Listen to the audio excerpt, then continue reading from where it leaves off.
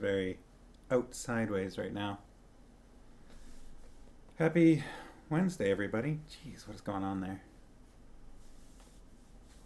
It's Wednesday, right? I'm not losing track of the day. Oh, I'm way out of focus again. Need to figure out a way of dealing with that other than just doing the weird hand thing. How's everybody doing? Everyone surviving the floods? Sorry to bring up a touchy topic. I've got a dude hanging out with me here. He's just... Yes, puppy. That's just... Here he is.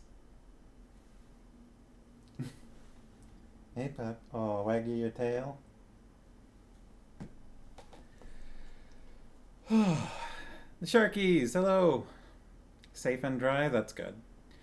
Yeah, I've been worried about people as well. Especially, friends and family out Chilliwack ways. Because... and also anyone I know in Abbotsford. Oh boy, both of those places are going through a lot right now. All we have to deal with is being surrounded by a moat and cut off from the rest of the province. So I saw someone on my social media made some joke about, BC has, like Vancouver has succeeded at doing what both Quebec and Alberta have failed to do. We've separated from the rest of the country.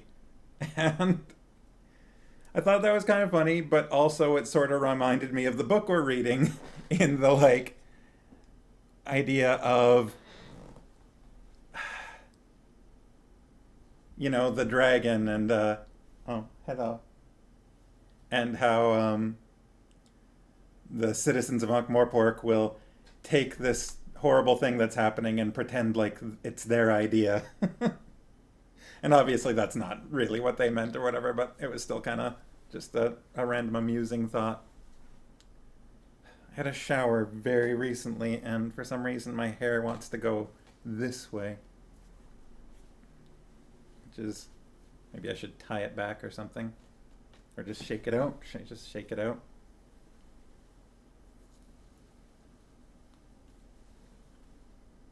How about this? No, I just poofed back out. Farmhouse says, we technically have always have a moat when we live on an island. Yeah, but this is one that people can't cross so easily. Yeah, all those bridges and tunnels. Okay, puppy. Puppy, I think, wants snacks. Which is why he's sitting here staring at me. Pose for the camera.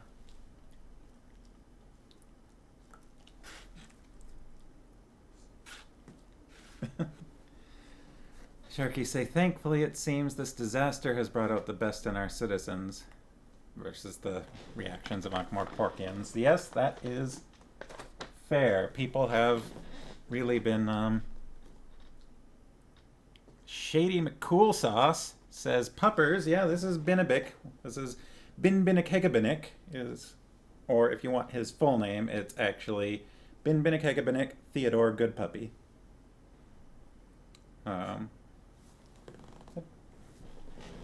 You wanna come up? I know you're not gonna enjoy this, but say hello to camera.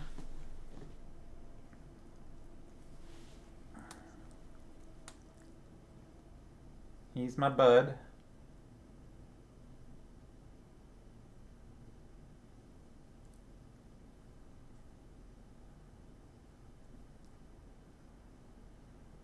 He is a good boy. Possibly the best boy. Yeah, it's entirely possible he is the best puppy in the world. We have had him for just over 3 years. He's a rescue. We drove down to Seattle to pick him up from the airport, where he flew in from Korea. Good puppy. That gets treats. It's important to reward good behavior with pups. And, people too. We may have an extra person or two. Some new folks today might be visiting. I have recently signed up with I sent an audition a month or two ago for this voice acting project that this fellow is running for a book that he's writing called Dark Rapture. I hope I'm not missing part of the title in that. So it's possible that some of the other voice acting folks might drop in and say hello tonight from that crew. So welcome any Dark Rapture folks. I know it's like the abbreviation is DARAP, I think, and I don't remember if I'm forgetting what some of those letters are for. So I'm guessing that Mr. or person, I don't know who Shady McCoolsauce is from there, but welcome. So what I do here is every Wednesday and Friday, I read a book. We've completely finished The Hobbit, which is, a personal favorite, a childhood favorite of mine. And, not to take ownership over that or anything, lots and lots of people love The Hobbit. But we read that beginning to end. That took about 2 months of streams. And we're currently reading Guards by Sir Terry Pratchett, by the late, great Sir Terry Pratchett. The amazing cover art. And if you have never read any of Sir Terry Pratchett's Discworld series, I highly recommend them. They are very intelligent, hilarious. There's a lot of social commentary while still taking place entirely within a fictional fantasy world. A lot of satire of a variety of topics. And a lot of deep introspection in the process, delivered through a comedic sense. More recently popularized by the Amazon series is Good Omens, which was written with Neil Gaiman. The two of them were close friends. What's happening in chat? Pharma saying that Benedict is small. Very good boy. Sharkies say, cats, we give our cat a treat after every time we notice him eating a silverfish. Training Kitty to hunt them down. That's great.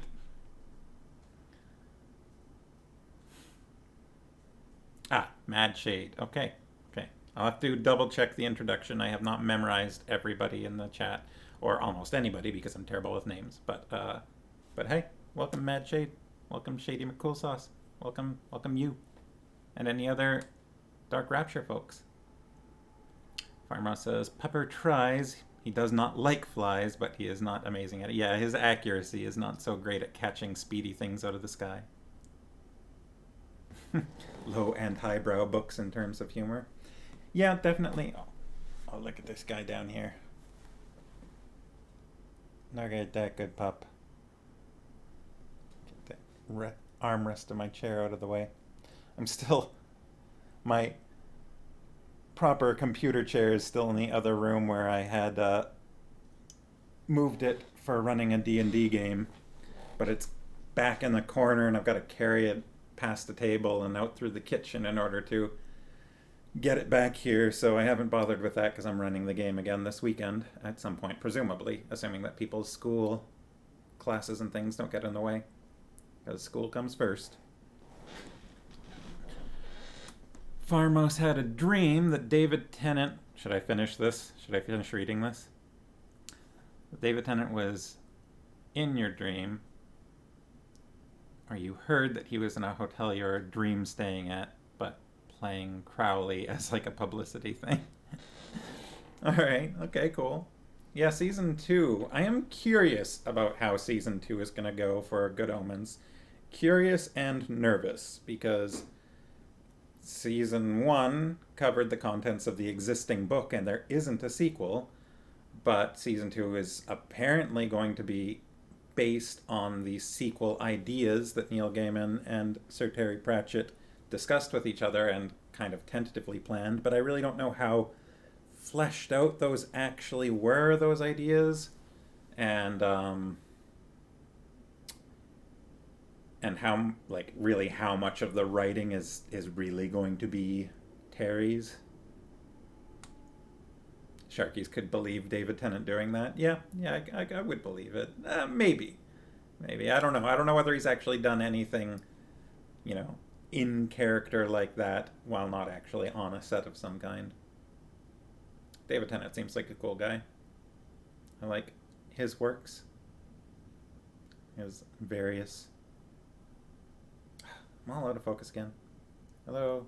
Is it the lighting? Do I need to adjust the lighting? Anyone know anything about this? I guess it really depends on my camera and setup and whatnot, which is not something I really care to go into detail about. We have behind me, I haven't really looked at it for a bit, but the wall of fan art over here, somewhat. This section up here, including, oh man, I am terrible at pointing at things behind me on camera. I'm just gonna do this, and if you see anything that is not, a poster or whatever up here, then it was artwork sent in by various people, the Sharkies mostly, the Sharkies and family. I don't know, this right here was a gift that was done by a friend of mine. That is me in a Samurai Jack style. I think that's pretty cool. I'm guessing that Erica is most likely not going to be joining us tonight, as she is currently displaced by the flooding. She is safe, the last I had heard, and as far as I'm aware, she has a place to stay and everything. But it's not in her home, unfortunately. So that's... ugh, gross. My family, my parents, live in, like, the Cultus Lake Provincial Park area, and but they're doing all right. Their power was out, and they went and got a generator to deal with that. I don't know whether they've got their power back yet or not. Farmo says, including the amazing eagles do not equal forks cross stitch. Yes, I love it so much. Directly above my head there, that little circle. Ah, it's so good. Everyone I've shown that to has been like, oh, that's amazing, even if they don't get the joke. And if you're curious about the joke, feel free to go through our my Hobbit stream. It's all up on YouTube. There's the plug. Puppy's just sitting here staring at me. I don't know if it's like he doesn't want me to be here. He wants me to go to the other room, back to where Farmhouse is, or if he just wants more treats. It's probably a little bit of both. Hey, puppy. Let me pet your head. Your soft little noggin. No, he's just out of reach. He's so clever. Oh, boy. Okay. Well, it's about 7:15 Pacific time. Pacific Standard Time. Because we're no longer in Pacific Daylight Time. I love that he just, like... I don't know. That's a good spot for him there. So... Farmo says he's like, no pet without treat. Yeah. Oh, he heard that word. Did somebody say treat? Did somebody say treat? No? No, you're good over there? Okay. Why don't I read some of this book that I'm holding here? It's kind of the whole reason we're hanging out, right? I mean that, and just chatting and pretending like everything's normal. I feel like I should change the color lights. What color should the lights be for where we're at in the book? I'm thinking kind of reddish. There's a lot of fire, right?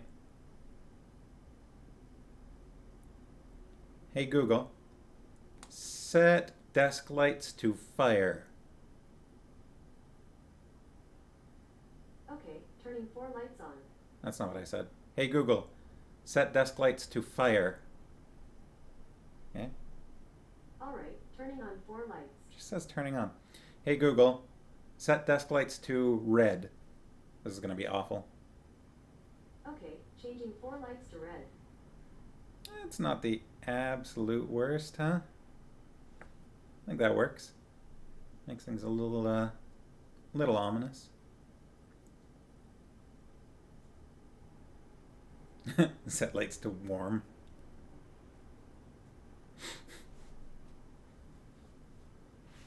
Set lights to, oh no, my flesh is burning.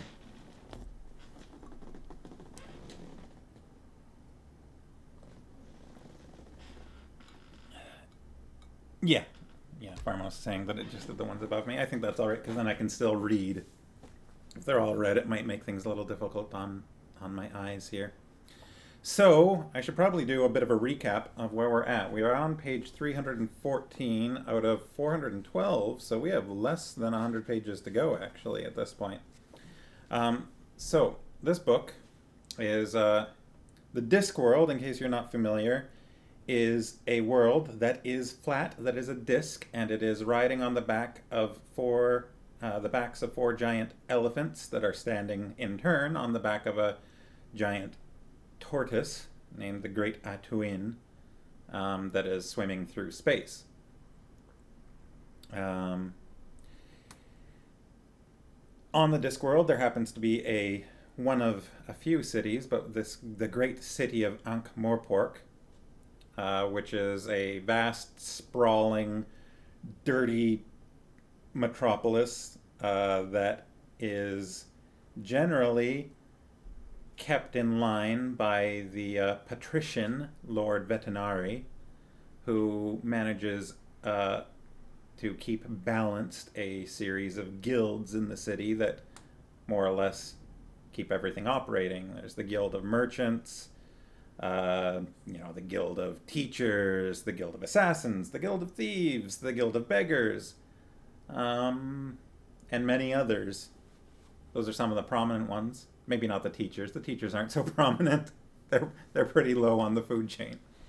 There's also a University of Magic that has a great library, the librarian of which was previously a man, is now an orangutan. I always feel like I'm pronouncing that wrong.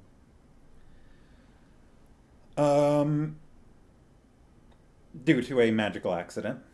And the Guard's series of books focus on the members of the Night Watch, previously at this point led by Captain Vimes. Captain Vimes has very recently, in the book we're reading, spoiler warning in case you haven't gone back, if you don't want spoilers, he was very recently fired from the position, told to hand in his badge. That's not necessarily stopping him, though. There is also, this is going to be lots of spoilers from this point on, because I'm doing a recap. The patrician was locked away in his own dungeons after a would-be king came along and slew a dragon, a great noble dragon. There haven't been noble dragons for hundreds of years. But one showed up due to the plotting of a secret brotherhood, the elucidated Brethren of the Ebon Night, summoned a dragon so that they could have a patsy king slay the dragon. They did so, but they just vanished the dragon. However, the dragon found its own way back from the summoning, showed up, killed the would-be king, and decided, after receiving the crown, it was during the coronation, receiving the crown from the high priest of the high priest of Blind Io. Are you showing off?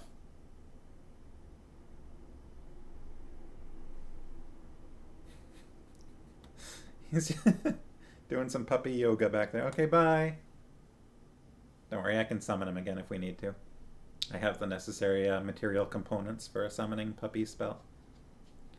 After receiving the king from the high priest of Blind Io on the wreckage of the coronation dais, the dragon decided it was king now, and everyone else is just kind of going along with it for fear of being breathed on or eaten.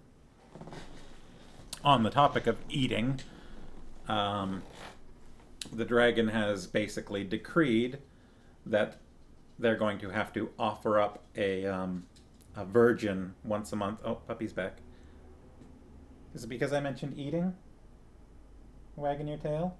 That little poofy tail going back and going around in circles, kind of? The citizens of Ankh-Morpork would have to offer up various treasures and also a virgin once a month for the king to eat. Nobody's happy about that, but some people are trying to be pragmatists or something. They're think of the alternative, and oh, well, that's not so bad as some of the rulers we've had in the past, and things like that. But others are thoroughly horrified by the idea. Yeah. I'm not going to try and explain all of the cast right now, because that would take some time. Please forgive the voices for some of the characters that you're going to hear. Because, oh boy. Alright. Everybody ready? Does that feel like I dropped any huge important details? Is there anything that I should mention or that anyone else wants to explain? I'm going to get started. Where we left off last time. Someone out there was about to find that their worst nightmare was a maddened librarian with a badge.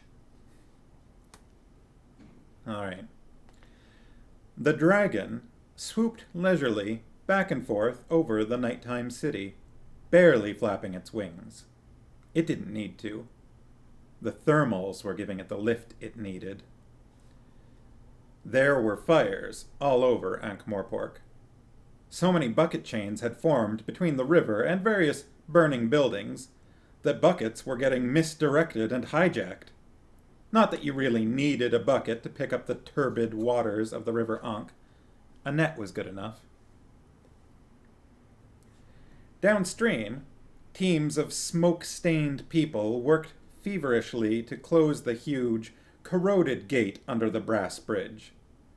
They were Ankh-Morpork's last defense against fire. Since then, the Ankh had no outlet and gradually, oozingly, filled the space between the walls. A man could suffocate under it. The workers on the bridge were the ones who couldn't or wouldn't run. Many others were teeming through the gates of the city and heading out across the chilly, mist-wreathed plains. But not for long. The dragon, looping and curving gracefully above the devastation, glided out over the walls. After a few seconds, the guards saw actinic fire? A-C-T-I-N-I-C. That's a word I'm not familiar with. Shady's ready. Sharky's saying, we don't ever get an indication of how old the librarian is in this book. Not in this book. Not ever since the librarian is an orangutan. There may have been a description at some point in the first or second book when he was still a man, when he was previously a man, before the magical accident. But I don't remember. It's been a while since I've read those ones.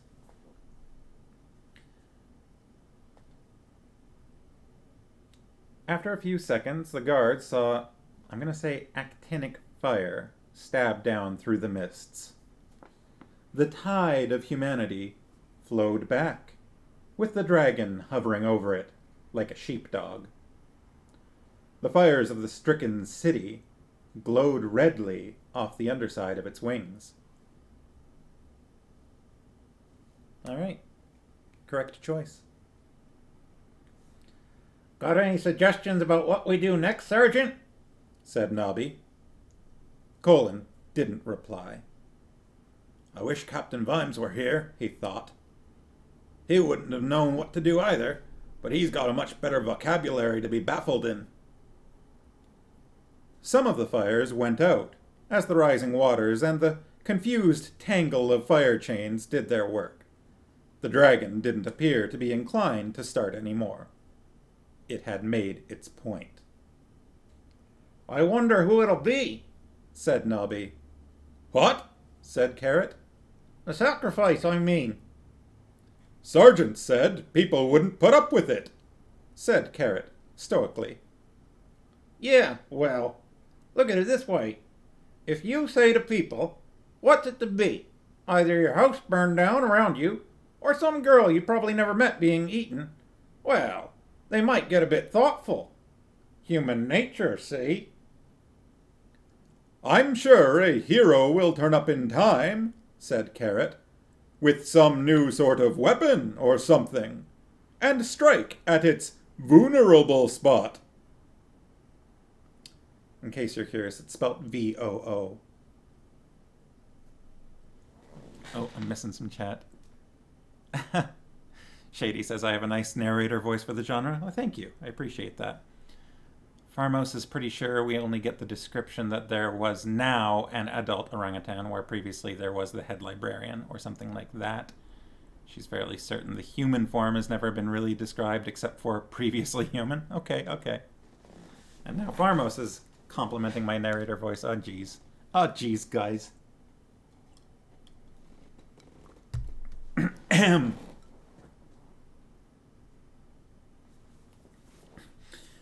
strike at its vulnerable spot. There was the silence of sudden intense listening. What's one of them? Said Nobby. A spot where it's vulnerable. My granddad used to tell me stories. Hit a dragon and it's vulnerables, he said, and you've killed it.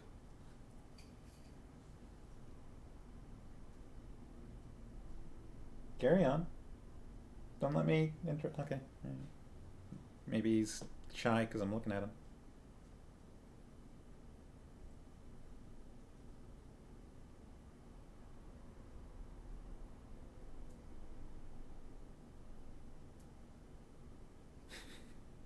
All right.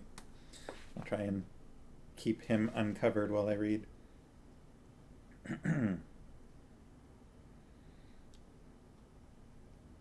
Hit a dragon in its vulnerables, he said, and you've killed it. Like kicking it in the what's names? Said Nobby, interestedly.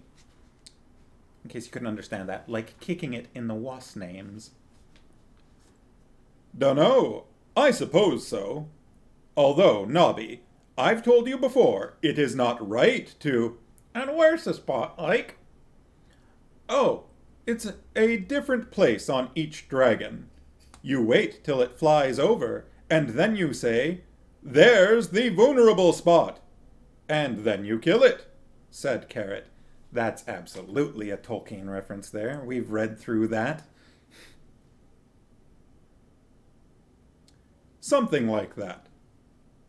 Sergeant Colin stared blankly into space. Said Nobby. They watched the panorama of panic for a while. Then Sergeant Colin said, You sure about the vulnerables? Yes. Oh, yes. I wish you hadn't been, lad. They looked at the terrified city again. You know, said Nobby, you always told me you used to win prizes for archery in the army, Sergeant. You said you had a lucky arrow. You always made sure you got your lucky arrow back. You said you... All right. But this isn't the same thing, is it? Anyway, I'm not a hero. Why should I do it? Captain Vimes pays us $30 a month, said Carrot. Yes, said Nobby, grinning. And you get $5 extra responsibility allowance. But Captain Vimes is gone, said Colin wretchedly. Carrot looked at him sternly. I am sure, he said, that if he were here, he'd be the first to... Colin waved him into silence. That's all very well, he said. But what if I miss? Look on the bright side, said Nobby. You'll probably never know it. Sergeant Colin's expression mutated into an evil, desperate grin. We'll never know it, you mean? He said. What? If you think I'm standing on some rooftop on my Todd, you can think again. I order you to accompany me.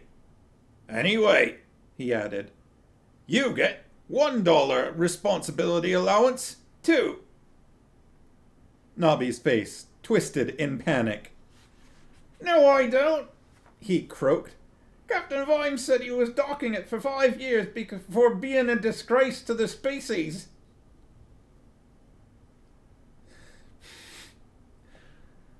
For being a disgrace to the species. Oh boy.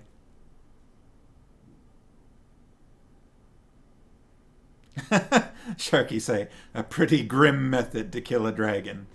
Very grim. One might even call it bardic. No, no one would call it that. That's weird. Why would you call it that? Doesn't make any sense. Well, you might just get it back. Anyway, you know all about vulnerables. I've watched you fight. Carrot saluted smartly. Permission to volunteer, sir, he said. And I only get $20 a month training pay, and I don't mind at all, sir. Sergeant Colin cleared his throat. Then he straightened the hang of his breastplate. It was one of those with astonishingly impressive pectoral muscles embossed upon it. His chest and stomach fitted into it in the same way that jelly fits into a mold. What would Captain Vimes do now? Well, he'd have a drink. But if he didn't have a drink, what would he do? What we need, he said slowly, is a plan. That sounded good. That sentence alone sounded worth the pay. If you had a plan, you were halfway there. WWCVD? Farmos was just about to say bardic. And already he thought he could hear the cheering of crowds. They were lining the streets, and they were throwing flowers, and he was being carried triumphantly through the grateful city.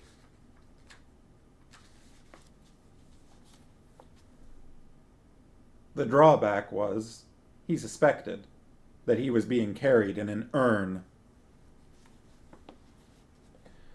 Lupin once padded along the drafty D-R-A-U-G-H-T-Y. Drafty or draughty? I feel like we've had this conversation before. Pharma says drafty. I'm going to stick with drafty. Padded along the drafty corridors to the patrician's bedroom. It had never been a sumptuous apartment at best, and contained little more than a narrow bed and a few battered cupboards. It looked even worse now, with one wall gone. Sharky's agreed, drafty. Pharma says it is never pronounced draught. Yes, well. Be that way. See if I care. I do, I care. Sleepwalk at night now, and you could step right into the vast cavern that was the Great Hall. Even so, he shut the door behind him for a semblance of privacy. Then, cautiously, and with many nervous glances at the great space beyond, he knelt down in the center of the floor and pried up a board. A long, black robe was dragged into view. Then, once reached further down into the dusty space between the floors and rummaged around. He rummaged still further. Then he lay down and stuck both arms into the gap and flailed desperately. A book sailed across the room and hit him in the back of the head. "Looking for this, were you?" said Vimes. He stepped out of the shadows. Once was on his knees, his mouth opening and shutting. What's he going to say, Vimes thought. Is it going to be, "I know what this looks like"? Or will it be, "How did you get in here"? Or maybe it'll be, "Listen, I can explain everything." I wish I had a loaded dragon in my hands right now. Once said, "Okay, clever of you to guess." Of course, that was always an outside chance, Vimes added. "Under the floorboards," he said aloud. "First place anyone'd look. Rather foolish, that was." "I know. I suppose he didn't think anyone would be searching," said Once, standing up and brushing the dust off himself. "I'm sorry," said Vimes pleasantly. "Veterinary, you know how he was for scheming and things? He was involved in most of the plots against himself. That was how he ran things. He enjoyed it. Obviously, he called it up and couldn't control it. Something even more cunning than he was." "So, what were you doing?" said Vimes. "I wondered if it might be possible to reverse the spell. Or maybe call up another dragon. They'd fight then." "A sort of balance of terror, you mean?" said Vimes. "Could be worth a try," said Once earnestly. He took a few steps closer. "Look, about your job. I know we were both a bit overwrought at the time. So, of course, if you want it back, there'll be no It must have been terrible," said Vimes. "Imagine what must have gone through his mind. He called it up, and then found it wasn't just some sort of tool, but a real thing with a mind of its own. A mind just like his, but with all the brakes off. You know, I wouldn't mind betting that at the start he really thought that what he was doing was all for the best. He must have been insane. Sooner or later, anyway." "Yes," said Once hoarsely. "It must have been terrible." "Ye gods, but I'd like to get my hands on him. All those years I've known the man, and I'd never realized." Once said nothing. "Run," said Vimes softly. "What?" "Run. I want to see you run." "I don't understand." "I saw someone run away the night the dragon flamed that house. I remember thinking at the time that he moved in a funny way, sort of bounding along. And then the other day, I saw you running away from the dragon. Could almost have been the same man, I thought. Skipping, almost. Like someone running to keep up. Any of them get out once?" Once waved a hand in what he might have thought was a nonchalant way. "That's just ridiculous. That's not proof," he said. "I noticed you sleep in here now," said Vimes. "I suppose the king likes to have you handy, does he?" "You've got no proof at all," whispered Once. "Of course, I haven't. The way someone runs. The eager tone of voice, that's all. But that doesn't matter, does it?" "Because it wouldn't matter even if I did have proof," said Vimes. "There's no one to take it to.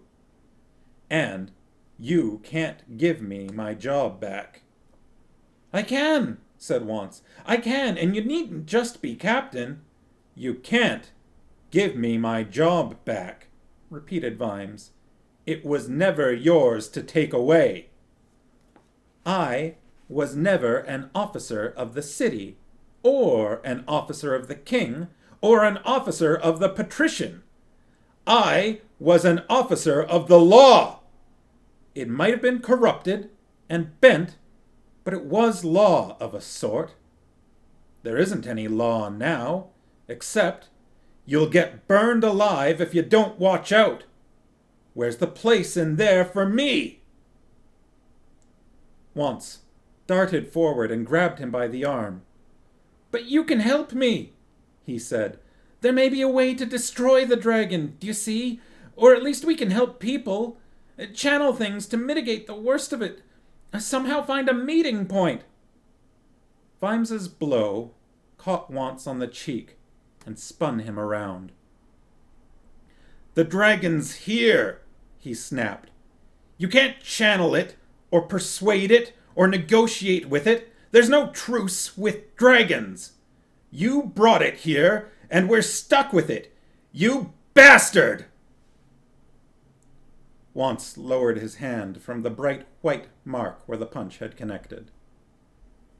What are you going to do? He said. Vimes didn't know. He'd thought of a dozen ways the thing could go, but the only one that was really suitable was killing Once.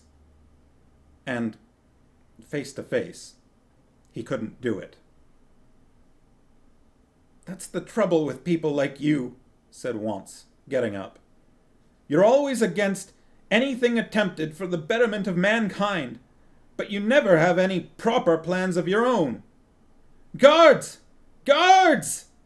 He grinned maniacally at Vimes. Didn't expect that, did you? He said. We've still got guards here, you know. Not so many, of course. Not many people want to come in. There were footsteps in the passage outside, and 4 of the palace guards padded in, swords drawn. I wouldn't put up a fight if I were you, Once went on. They're desperate and uneasy men, but very highly paid. Vimes said nothing. Once was a gloater. You always stood a chance with gloaters. The old patrician had never been a gloater. You could say that for him. If he wanted you dead, you never even heard about it. The thing to do with gloaters was play the game according to the rules. You'll never get away with it, he said. You're right. You're absolutely right. But never is a long time, said Once. None of us get away with anything for that long.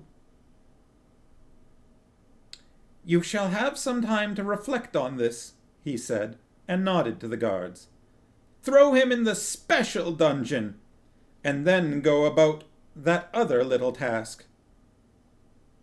Said the leader of the guards, and hesitated. What's the matter, man? You, want us to attack him? Said the guard miserably. Thick though the palace guard were, they were as aware as everyone else of the conventions. And when guards are summoned to deal with one man in overheated circumstances, it's not a good time for them. The bugger's bound to be heroic, he was thinking. This guard was not looking forward to a future in which he was dead. Of course, you idiot! But, there's only one of him, said the guard captain. And he's smiling, said the man behind him. Probably gonna swing on the chandeliers any minute, said one of his colleagues, and kick over the table on that. He's not even armed, shrieked Once. Worst kind, that, said one of the guards with deep stoicism. They leap up, see, and grab one of the ornamental swords behind the shield over the fireplace. Yeah, said another suspiciously. and then they chucks a chair at you. There's no fireplace. There's no sword. There's only him. Now take him, screamed Once. A couple of guards grabbed Vimes tentatively by the shoulders.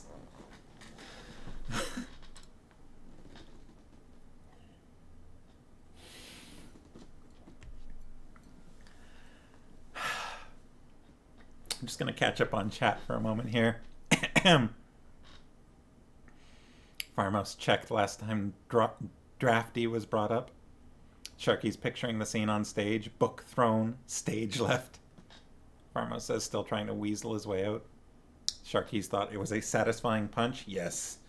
It's always nice when the weaselly villain gets some comeuppance. Farmouse says, don't listen, children. I'm sorry, I said a bad word. I try not to, except when it's actually in the contents of the book. I don't want to censor the book or anything. Sharky say the children are in the other room. There might be other children, you don't know. There could be. Farmouse says, you never want to have someone take you to the special dungeon. I don't know, someone might. Sharkies can imagine operating in life just trying to avoid tropes. Yes, I love that the guards are well aware, like, uh-oh, this guy's called us in here and told us to seize that single, unarmed, smiling man. We're in a lot of trouble, even though we vastly outnumber him. It's just some excellent writing. All right. A couple of guards grabbed Vimes tentatively by the shoulders. You're not going to do anything heroic, are you? Whispered one of them. Wouldn't know where to start, he said. Oh, right. As Vimes was hauled away, he heard Once breaking into insane laughter. They always did, your gloaters.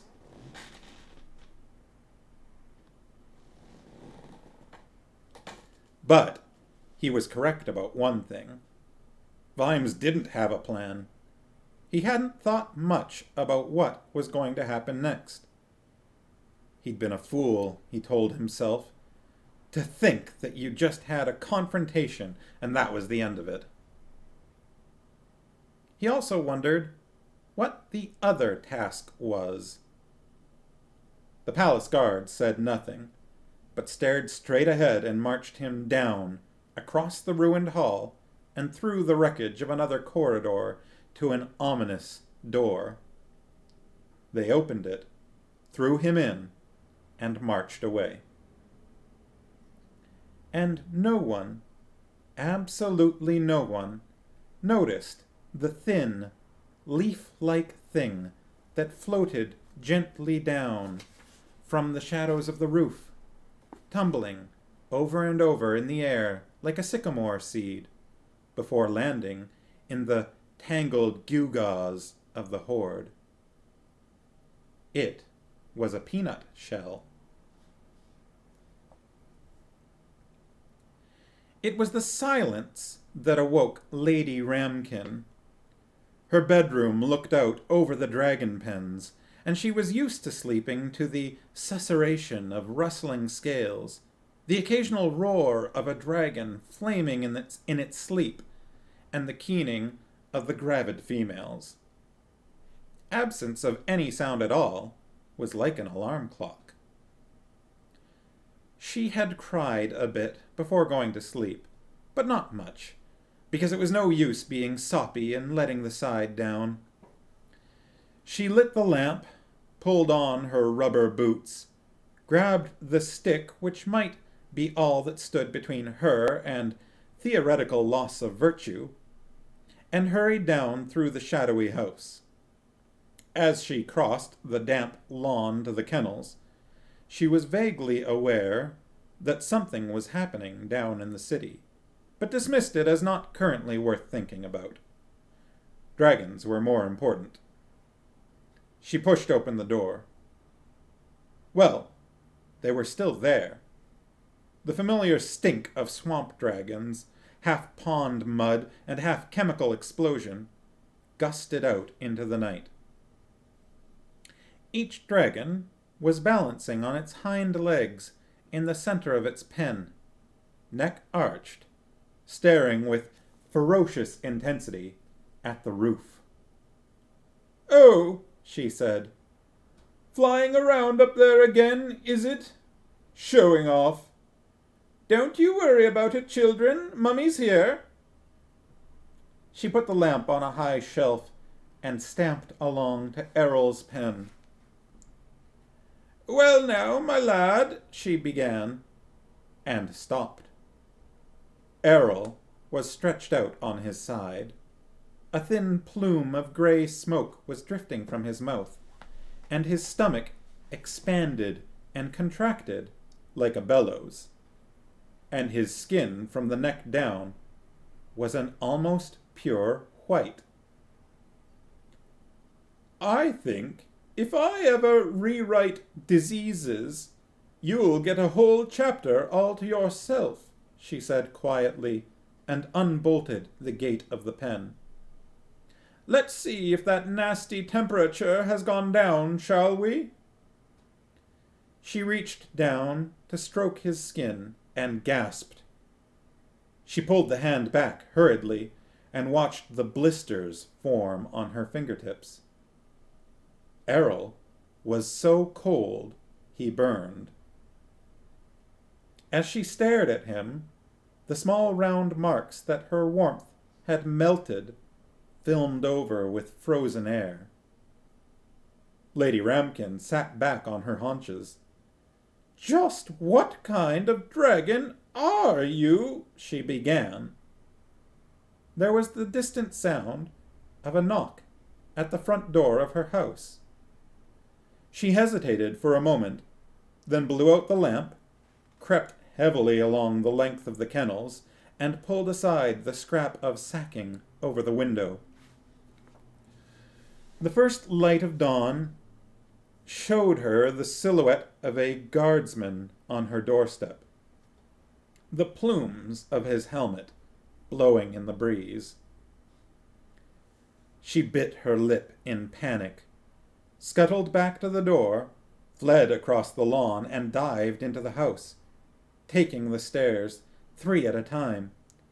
"Stupid, stupid," she muttered, realizing that the lamp was back downstairs. But no time for that. By the time she went and got it, Vimes might have gone away. Working by feel and memory in the gloom, she found her best wig and rammed it on her head. Somewhere among the ointments and dragon remedies on her dressing table was something called, as far as she could remember, Dew of the Night, or some such unsuitable name. A present long ago from a thoughtless nephew. She tried several bottles before she found something that, by the smell of it, was probably the one. Even to a nose which had long ago shut down most of its sensory apparatus in the face of the overpoweringness of dragons, it seemed, well, more potent than she remembered. But apparently men liked that kind of thing. Or so she had read.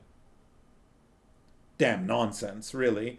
She twitched the top hem of her suddenly far too sensible nightshirt into a position which, she hoped, revealed without actually exposing, and hurried back down the stairs. She stopped in front of the door, took a deep breath, twisted the handle, and realized even as she pulled the door open that she should have taken the rubber boots off. "Why, Captain," she said winsomely, "this is a— Who the hell are you?" The head of the palace guard took several steps backwards and, because he was of peasant stock, made a few surreptitious signs to ward off evil spirits. They clearly didn't work. When he opened his eyes again, the thing was still there, still bristling with rage, still reeking of something sickly and fermented, still crowned with a skewed mass of curls, still looming behind a quivering bosom that made the roof of his mouth go dry. He's heard about these sort of things. Harpies, they were called. What had it done with Lady Ramkin? The sight of the rubber boots had him confused, though. Legends about harpies were short on references to rubber boots. "Out with it, fellow!" Lady Ramkin boomed, hitching up her nightie to a more respectable neckline. "Don't just stand there, opening and shutting your mouth. What do you want?" "Lady Sybil Ramkin," said the guard, not in the polite way of someone seeking mere confirmation, but in the incredulous tones of someone who found it very hard to believe the answer could be yes. "Use your eyes, young man! Who do you think I am?" The guard pulled himself together. "Only, I've got a summons for Lady Sybil Ramkin," he said uncertainly. Her voice was withering. "What do you mean, a summons?" "To attend upon the palace, you see." "I can't imagine why that is necessary at this time in the morning," she said, and made to slam the door. It wouldn't shut, though, because of the sword point jammed into it at the last moment. "If you don't come," said the guard, "I have been ordered to take steps." The door shot back, and her face pressed against his, almost knocking him unconscious with the scent of rotting rose petals. "If you think you'll lay a hand on me," she began. The guard's glance darted sideways, just for a moment, to the dragon kennels. Sybil Ramkin's face went pale.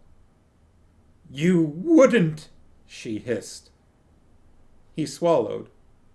Fearsome though she was only human. She could only bite your head off metaphorically. There were, he told himself, far worse things than Lady Ramkin, although, admittedly, they weren't 3 inches from his nose at this point in time. "Take steps," he repeated, in a croak. She straightened up and eyed the row of guards behind him. "I see," she said coldly. "That's the way, is it?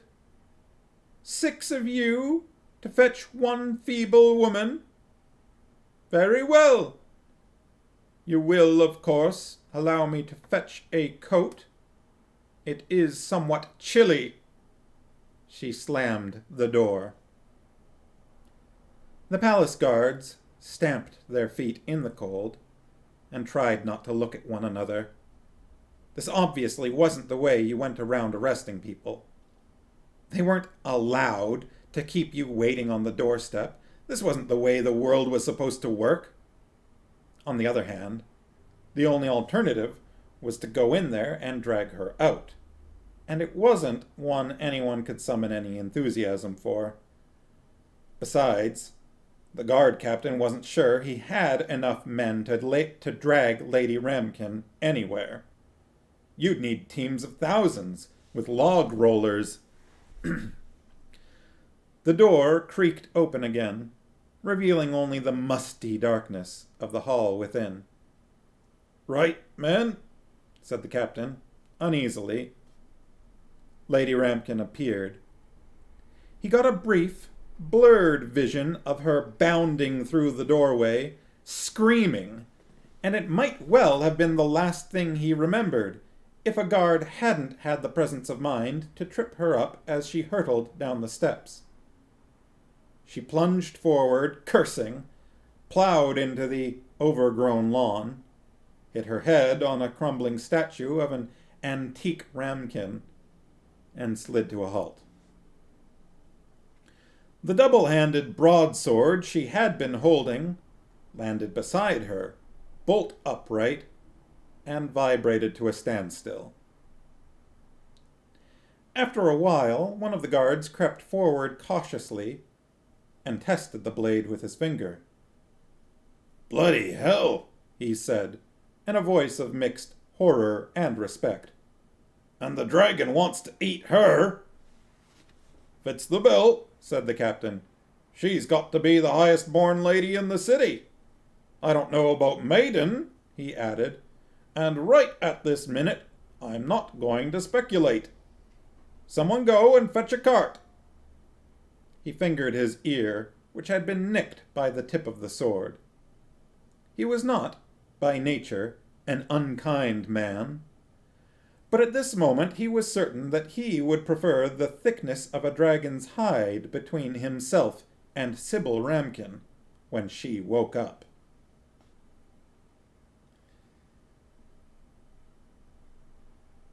"Weren't we supposed to kill her pet dragons, sir?" said another guard. "I thought Mr. once said something about killing all the dragons." "That was just a threat we were supposed to make," said the captain. The guard's brow furrowed. "You sure, sir? I thought—" The captain had had enough of this. Screaming harpies and broadswords, making a noise like tearing silk in the air beside him, had severely ruined his capacity for seeing the other fellow's point of view. "Oh, you thought, did you?" he growled. "A thinker, are you? Do you think you'd be suitable for another posting, then? City guard, maybe? They're full of thinkers, they are." There was an uncomfortable titter from the rest of the guards. "If you'd thought," added the captain sarcastically, "you'd have thought that the king is hardly going to want other dragons dead, is he? They're probably distant relatives or something. I mean, it wouldn't want us to go around killing its own kind, would it?" "Well, sir, people do, sir," said the guard sulkily. "Ah, well," said the captain, "that's different." He tapped the side of his head meaningfully. "That's 'cause we're intelligent." Vimes landed in damp straw and also in pitch darkness, although after a while his eyes became accustomed to the gloom and he could make out the walls of the dungeon. Let's check how long this section is.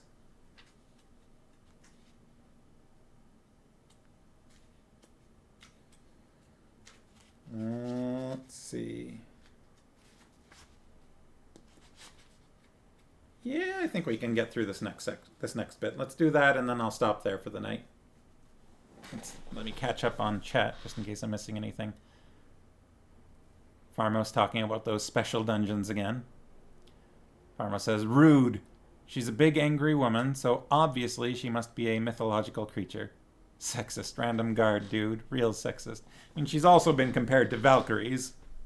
And I think it's a little bit more about the wig and the smell, among other things, adding to the appearance.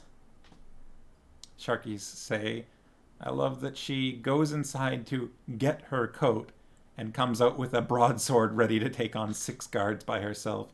Yeah, I wish she'd had more success there. I think that would have been a great moment. I guess she doesn't have all the training, just the heritage.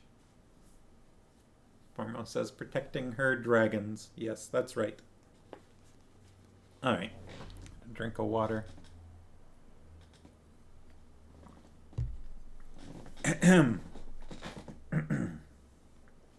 He could make out the walls of the dungeon. It hadn't been built for gracious living. It was basically just a space containing all the pillars and arches that supported the palace. At the far end, a small grill, high on the wall, let in a mere suspicion of grubby, second-hand light. It's a great description. His descriptions of light in various books of the Discworld, of the way that light behaves in the Discworld, are just fantastic. Just so not typical. Like, light shouldn't have a personality. There was another square hole in the floor. It was also barred. The bars were quite rusty, though. It occurred to Vimes that he could probably work them loose eventually, and then all he would have to do was slim down enough to go through a 9-inch hole. What the dungeon did not contain was any rats, scorpions, cockroaches, or snakes. It had once contained snakes, it was true, because Vimes' sandals crunched on small, long, white skeletons. He crept cautiously along one damp wall, wondering where the rhythmic scraping sound was coming from. He rounded a squat pillar and found out. The patrician was shaving, squinting into a scrap of mirror propped against the pillar to catch the light. No, Vimes realized, not propped, supported, in fact, by a rat. It was a large rat with red eyes. The patrician nodded to him without apparent surprise. "Oh," he said. "Vimes, isn't it? I heard you were on the way down. Jolly good. You had better tell the kitchen staff," and here Vimes realized that the man was speaking to the rat, "that there will be 2 for lunch. Would you like a beer, Vimes?" "What?" said Vimes. "I imagine you would. Potluck, though, I am afraid. Skirp's people are bright enough, but they seem to have a bit of a blind spot when it comes to labels on bottles." Lord Vetinari patted his face with a towel and dropped it on the floor. A grey shape darted from the shadows and dragged it away down the floor grill. Then he said, "Very well, Skirp, you may go." The rat twitched its whiskers at him, leaned the mirror against the wall, and trotted off. "You're waited on by rats?" said Vimes. "They help out, you know. They're not really very efficient, I'm afraid. It's their paws." But, said Vimes. "I mean, how?" "I suspect Skirp's people have tunnels that extend into the university," Lord Vetinari went on, "although I think they were probably pretty bright to start with." At least Vimes understood that bit. It was well known that thaumic radiations affected animals living around the unseen university campus, sometimes prodding them towards minute analogues of human civilization, and even mutating some of them into entirely new and specialized species, such as the .303 bookworm and the wallfish. And, as the man said, rats were quite bright to start with. "But they're helping you," said Vimes. "Mutual, it's mutual. Payment for services rendered, you might say," said the patrician, sitting down on what Vimes couldn't help noticing was a small velvet cushion. On a low shelf, so as to be handy, were a notepad and a neat row of books. "How can you help rats, sir?" he said weakly. "Advice. I advise them, you know." The patrician leaned back. "That's the trouble with people like Wants," he said. "They never know when to stop. Rats, snakes, and scorpions. It was sheer bedlam in here when I came. The rats were getting the worst of it, too. And Vimes thought he was beginning to get the drift. You mean you sort of trained them? He said. Advised. I suppose it's a knack, said Lord Vetinari modestly. I love Lord Vetinari. He's just such a fantastic character. Vimes wondered how it was done. Did the rats side with the scorpions against the snakes, and then when the snakes were beaten, invite the scorpions to a celebratory slap-up meal and eat them? Or were individual scorpions hired with large amounts of, whatever it was scorpions ate, to sidle up to selected leading snakes at night and sting them? He remembered hearing once about a man who, locked up in a cell for years, trained little birds and created a sort of freedom. And he thought of ancient sailors, shorn of the sea by old age and infirmity, who spent their days making big ships in little bottles.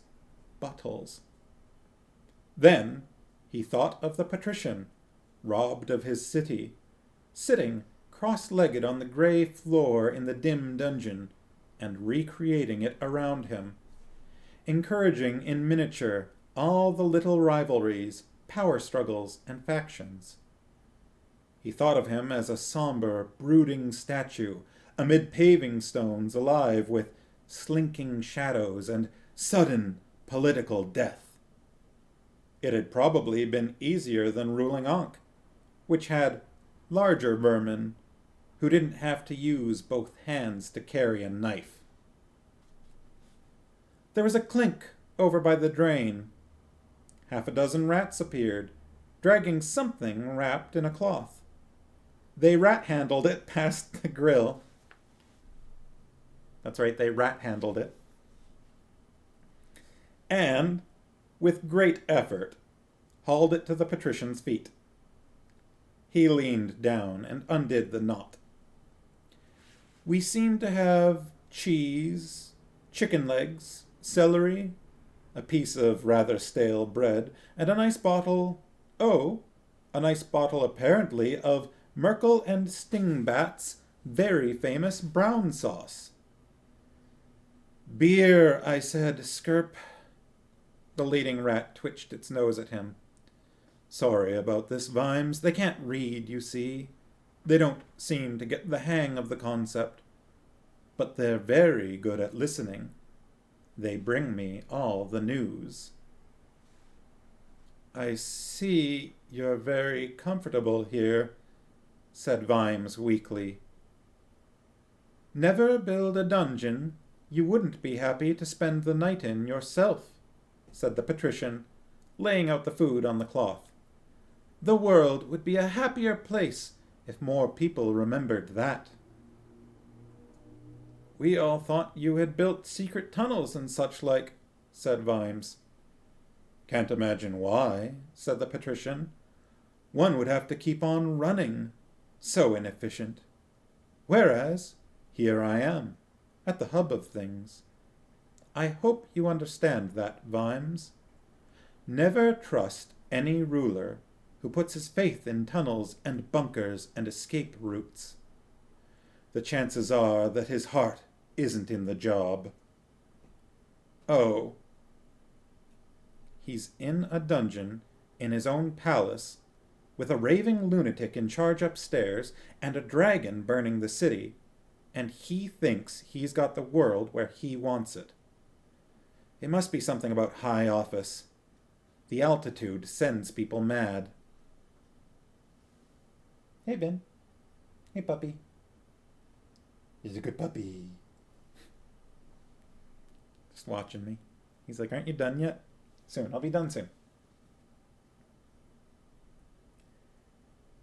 You don't mind if I have a look around, do you? He said. Feel free, said the patrician. Vimes paced the length of the dungeon and checked the door. It was heavily barred and bolted, and the lock was massive. Then he tapped the walls in what might possibly be hollow places. There was no doubt that it was a well-built dungeon. It was the kind of dungeon you'd feel good about having dangerous criminals put in. Of course, in those circumstances, you'd prefer there to be no trapdoors, hidden tunnels, or secret ways of escape. These weren't those circumstances. It was amazing what several feet of solid stone did to your sense of perspective. "Do guards ever come in here?" he demanded. "Hardly ever," said the patrician, waving a chicken leg. "They don't bother about feeding me, you see. The idea is that one should molder. In fact," he said, "up till recently, I used to go to the door and groan a bit every now and then, just to keep them happy."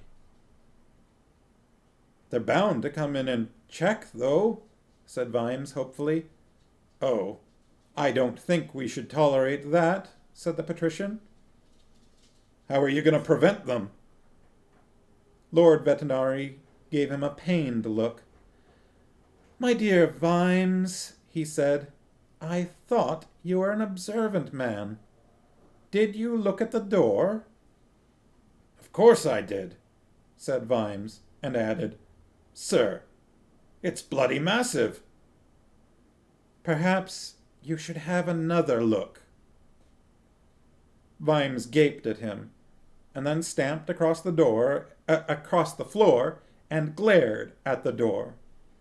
It was one of the popular dread portal variety, all bars and bolts and iron spikes and massive hinges. No matter how long he looked at it, it didn't become any less massive. The lock was one of those dwarfish-made buggers that it'd take years to pick. All in all, if you had to have a symbol for something totally immovable, that door was your man.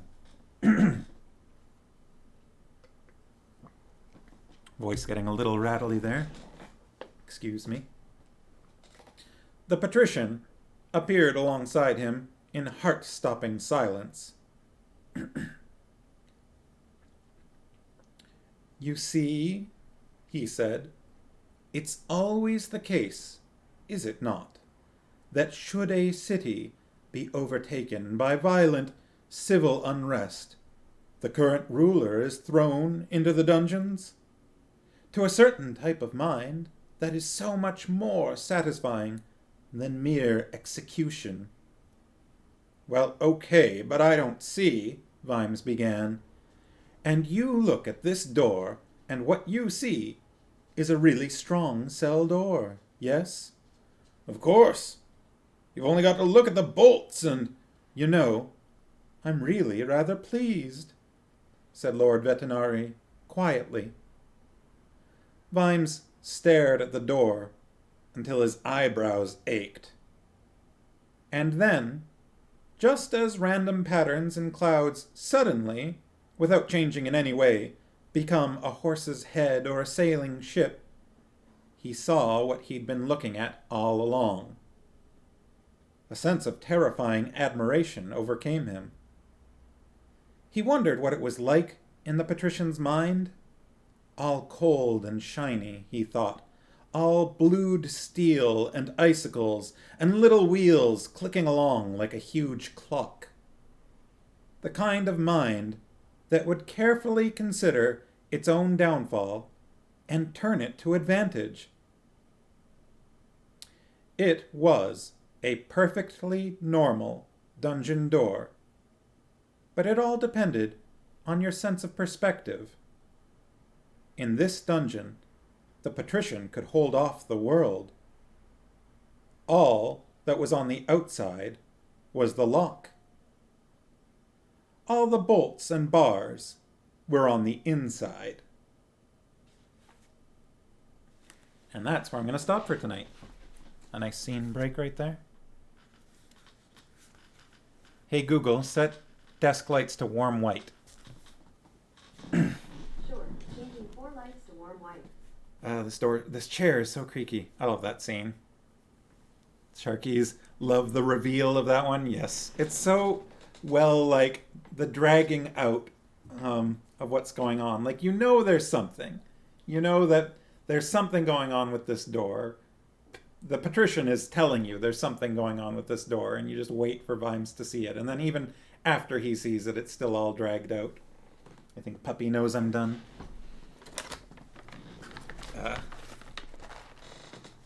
The patrician is definitely one of my favorite characters in Discworld. And honestly, out of a lot of books, the patrician is one of my favorite characters. He's just, I don't know, a fun, entertaining, intelligent, like, you always, every now and then, the idea is raised that maybe he's fallible, but it's always revealed that no, that's not the case. I think, with one or two exceptions, the dragon actually appearing was not an expected part of the patrician's plan, it seemed like. I really like the way he is portrayed in, is it Night Watch? I think it's Night Watch, right? Where you see his school days. That's a fun part of that book. Barmos confirms that it is Night Watch. So, any thoughts about what we read tonight? Any particular tidbits that stood out to anybody? Puppy is waiting there. Because once I'm done, I'm going to go back over that way, and then he's probably going to lick my face like crazy. The Sharkies haven't gotten that far yet. Night Watch is a great book. I mean, honestly, I really love all the Guards books. So I won't say anything too much more about that. Minor spoiler that you see some school days there. But I won't say anything further in that regard. But it's a fun book, honestly. Yeah. We'll see. Maybe we'll read more of these books in the future. Or maybe we'll switch to a different series. For anyone that is new and joining us, since we are now on page 337 out of 412, we will get to the end of this book pretty soon. And when we do, I'll probably do a separate stream on a Wednesday or Friday, most likely, same time, where we will discuss some various options for what to read next. And then you can join us at the beginning of a new book if you like. And you can, offer your input about what you would like to read next. Last time, after we finished The Hobbit, I put it to a vote as to what the next book would be. And this was the unanimous decision, which was great. That nobody was disappointed in that regard. And I hope, having, read this much of it, that people continue to be not disappointed. Farmouse says, just gonna get my coat. What are you up to? Is that just a favorite part of yours? Sharky, say, Lady Ramkin is one of my role models if you ever have to be brave to defend anyone. That's a good role model to have. She's a very interesting and unique character, I think. I can't think off the top of my head of a similar character in another book. She's not graceful. She's not, this petite, pretty elf or anything like that. But she's very practical, and she's still a romantic, and that's not... It's kind of like, it's a little bit of a joke, but it's also not a joke, right? When you see how things pan out with it, and how she and Vimes think about each other and things like that, like, it's humorous because she has no experience, but she's not really portrayed in a joke in that way. She's her physical appearance is sometimes humorous, but even at the same time, even that I think is still somewhat respected. It's a little bit more of a balancing act. Like, there is some physical humor with her, but mostly people don't make fun of her appearance. They're just intimidated. And when she's being described and when she's being introduced, she's not portrayed as, she's frightening because she's wearing dragon armor, but she's also referred to as a Valkyrie and the sort of figure that primitive man might worship. I think there's some positive aspects that are really nice to see. Something that I really appreciate, especially when you consider that this book was written in, 1989 it was published, I believe originally published in 1989. So for a book written in the 80s, I really respect the way that Lady Sybil Ramkin is presented, and I think that her character just gets better as the books go on. Um, so that's something I really like about the Guard series.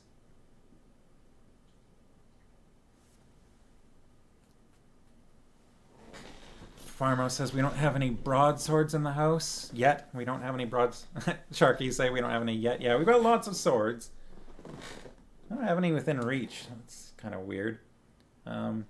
We have some large swords or some long swords. I've got a ridiculously long katana, which is silly, and I bought it because it was the biggest katana I'd ever seen, and I was quite happy. And at the time, I was sort of obsessed with the idea of dai katanas, really like oversized katanas.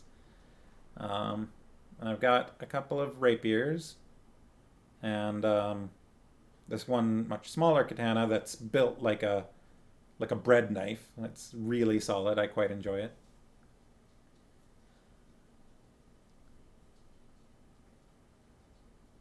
Sharky say, as a fat woman, I feel like I don't get a lot of good representation, so even though there are jokes about her size, she's still badass. Oh yeah, Lady Ramkin is undeniably badass. Yeah, she's a great character, and I think she's probably like a good part of why a good part of my appreciation for the Guard's books, because she and Vimes play off each other so well. Like, not just, to Vimes' benefit, but both of them. They both play well, and her role in the later books is just good. Farmos agrees. It's nice that she's brave and cool, and the main character's love interest, and just a good character herself. But yes, also that. Yes, the Daikatana is in our TV room. Sharky say, no one in a Pratchett book makes it out without being laughable about something, so it's not like she's singled out. That's definitely also true. There are very few characters that come across as completely serious in any of the parts, I think. Yeah. Like, even Carrot, who's, sort of this moral figure with Carrot's sort of a moral compass, but he's still this big, tall, goofy, maybe slightly more insightful than he comes across, but he's got like good points, and then he's got points where he has a dwarfish war yodel and still comes across as a badass despite yodeling and flinging axes. Well, okay, flinging axes is badass. The war yodel, I don't know. Maybe if I could replicate it, it might come across a little cooler. What you looking for down there, puppy? Oh, now he lets me pet him. That's nice.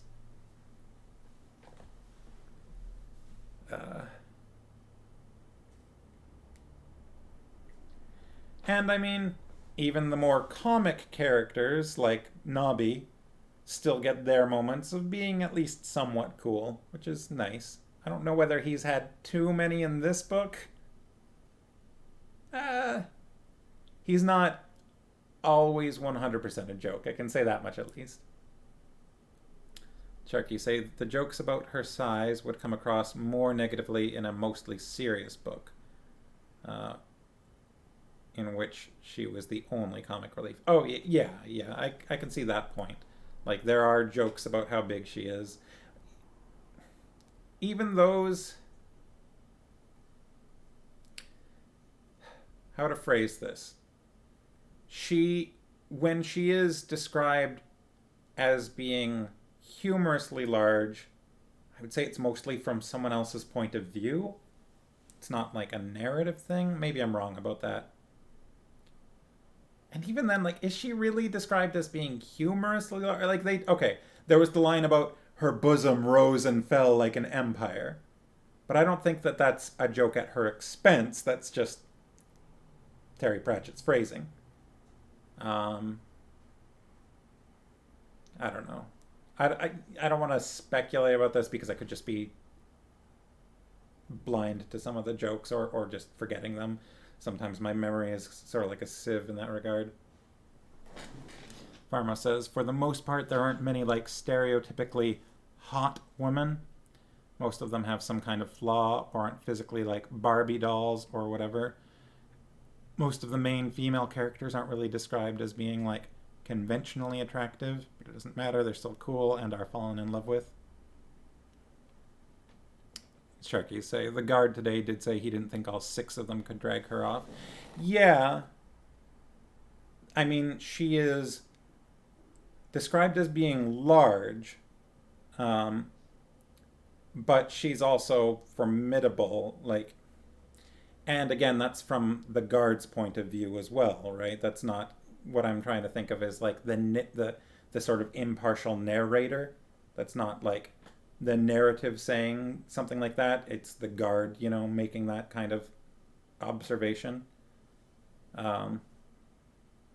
But yes, she is described as being, you know, physically huge and imposing. Did they describe how tall she stands? Because I always picture her also as being like 6'5", but I might be, you know, that might just be my own personal like view on that. That might not actually be said anywhere. I don't want to argue. Like I hope I'm not coming at this from the wrong angle. I hope I don't sound.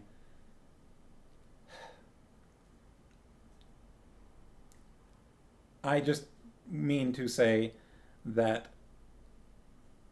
I don't think the book handles it poorly, but I think we're all kind of agreeing on that.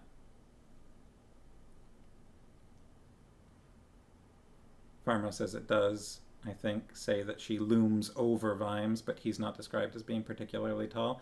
Yeah, I don't actually remember in this book much about Vimes's physique being described. He's not in, you know, good shape because he spent a lot of his career drunk and eating terrible food. And, you know, he'll give chase when needed, but I think he also kind of ends up getting out of breath in the process, but that's normal. But I don't remember Vimes's height being described. Pharma says, in Where's My Cow, I think we get a picture of her compared to Vimes, more or less. And she is taller than him there. No, that's fair. And I mean, you know, as far as I'm aware, Sir Terry at least okayed the drawings from that book because he wrote that book, right? Like, so I assume that those pictures are at least given the okay, whether or not they're canonical or not. Oh, puppy's barking at something over there. Pharma loves that book. Yes, it is pretty great. It's a little weird in that Vimes, it's an interpretation of the book that Vimes reads, but Vimes is in it. So that's a little interesting. All right. Well, I've rambled for quite a while here. I mean, we've talked. I shouldn't denigrate that. This was fun. Enjoyed talking to you. Thank you for any new visitors that happen to have stopped by. Shout out again to the Dark Rapture folks. I definitely see some names in the list of users that I don't recognize. Have this too. Caxips06, Laracraf, Spence the Mensch. Well, if any of you are actually paying attention, thanks for hanging out with us. And I'll be back here on Friday. Where am I saying? Oh, did I pronounce that wrong? Laracraf? Laracraf. What did I say? Did I say Laracra? Larafcra? Did I mess it up? Anyways, Laracraf. Sorry if I did. Yeah, I'll be back here same time on Friday, 7 p.m. Pacific time. And then next Wednesday, 7 p.m. Pacific time, and so on.